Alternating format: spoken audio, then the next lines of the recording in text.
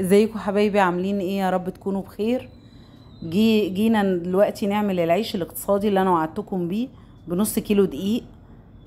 نطلع احلى عيش اقتصادي من غير لبن، من غير بيض، من غير رايب، من غير زبادي، من غير زبدة، من غير اي حاجة. يعني هو دقيق وزيت ومية وخميرة. احلى عيش يطلع من ولا شيء. بنص كيلو دقيق عملت 15 رغيف طازة نضيف. حلو ببيتك. دفى، يعني حاجة تدفي البيت وتخلي ريحته كلها خير. يا ريت لو عجبكم الفيديو ما تنسونيش في اللايك والشير. ويلا بينا نبدأ. هنا نص كيلو دقيق، معلقة سكر، معلقة خميرة، معلقة خل، ذرة ملح، كوباية مية، ربع كوباية زيت. كده انا هحط ذرة الملح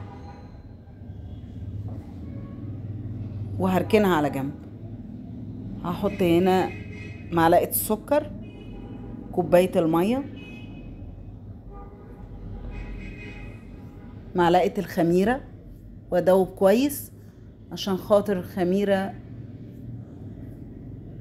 تنشط. كده انا حطيت حوالي 3 معالق زيت وهسيبها تخمر. كده بعد ما عملت فقاقيع كده خفيفة من على الوش عرفت ان الخميرة ناجحة، فحطيتها على الدقيق. هبدأ بقى اقلب لما يمتزج الخليط. ادخل بقى ايدي واعجن، ابدأ اعجن بايدي. وهنا بقى اهم مرحلة، هنا المرحلة اللي بتنجح العيش وبتخليه يطلع حلو او لا. يعني كل اللي احنا فات ده عادي، اي حد يقدر يعمله. اهم حاجة بقى في العجن ما تكسليش، يعني اعجني. حطيت هنا برضو معلقة زيت تاني، يبقى كده 4 معالق زيت. اهم حاجة العجن. كل ما تعجني كل ما العيش والمخبوزات عامة تطلع معاكي حلوة. طبعا مش عامة لان البسكوت ما بيحبش العجن، في حاجات برضو ما بتحبش العجن، لكن انا اقصد العيش. عيش بلدي، عيش فينو، العيش عامة بيحب العجن. لازم تعجني كويس، يعني على قد ما تقدري اعجني حوالي ربع ساعة كده على ايديكي. عندك عجانة اعملي العجانة. هنا انا هحط نقطة زيت كده وهسيب العجينة تخمر. بعد ما خمرت العجينة اهي، خدت نص ساعة، نص ساعة خمر. ابدأ بقى اقطع العجينة الاجزاء. هنا بقى انتي وراحتك، عايزة الرغيف كبير تكبري القطع، عايزة تصغري الرغيف صغري القطع، انتي براحتك. انا ما عنديش ميزان فانا قطعت بالويم كده بالنظر، لكن اللي عندها ميزان احسن طبعا، لان هيطلع العيش كله سوا واحد، هيطلع شكل العيش سوا واحد كله. لكن اللي ما عندوش برضو يتصرف.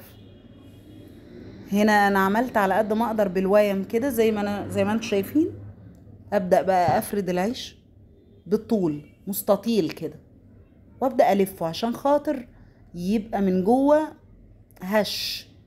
يعني انا عايزة لفات كتير بحيث ان الرغيف يبقى هش، وبعد كده ببرمه في الاخر فبيطول معايا الرغيف. يعني ادي كده الرغيف تاني انا بوريكي بنعمله مستطيل، وابدأ ابرم فيه كتير، وبعد ما بقفله بروح برماه على الرخامة الرغيف يكبر. انا عايزاه كده، عايزاه اكبر، عايزاه اصغر، عايزاه تخين فاقصر اكتر، انتي وراحتك حسب ما انتي عارفة عيالك عايزين ايه او بيحبوا ايه، ويطلع زي الفل. ادي العيش بعد ما خلص، بس انا عندي النور قطع تاني فما اتقطعت الحتة اللي فيها دهان. ادهني بالبيض، ادهني باللبن، زي ما انتي برضو عايزة، زي ما تحبي. والبيض مش بيزفر العيش ولا حاجة. يا ريت لو عجبكم الفيديو ما تنسونيش في اللايك والشير عشان قناتي تتفعل. قناتي يعني ما فيهاش مشتركين كتير، وانا يعني برجوكم اللي يستفيد من الفيديوهات يا ريت يعمل لي اشتراك. قناتي مش هتكبر غير بيكم. شكرا ليكم على تفاعلكم معايا، وشكرا على الناس اللي بتبعت لي كومنتات جميلة. ربنا ما يحرمنيش منكم، وكل جديد هبعته لكم على طول. شكرا.